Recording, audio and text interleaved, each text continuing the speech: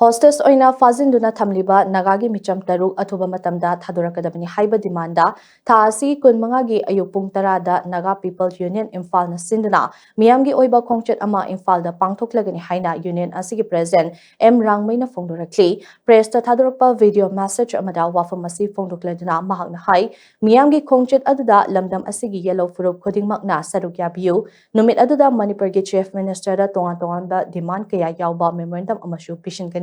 Demand sing adudi hauzik thiba khangdana leiriba Naga micham taruk asiga mari leinana leilong wifi khulge chief phabiu thiba khangdana leiriba micham taruk ado kuki gi nupi singna faraga khutlai paiba singda sena khibane maramaduna nupi sing adugi mathakta action lokhatpiu amadi deputy chief minister nemcha kipgen deputy chief minister famdagi lawthokpiu haibana chingba yauri Maram aduna miyamgi Khongchat asida yellow furup khodingmakna saruk yaduna mapung fahanbiu hainasu mahakna makatana phongdokhi Hujik leilon wifi da Naga truk dang traum thoi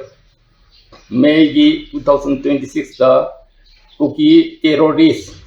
na phagre aduga ngisi phawba thiba phangde maduna madugi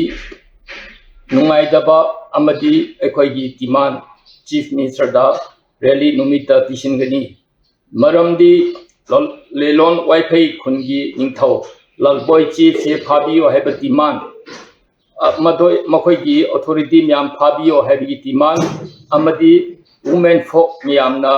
ekhoigi Naga truk se phakibni aduga kuki terrorist kedar singda pigibni aduna makhoi myam ji action lawbiu amadi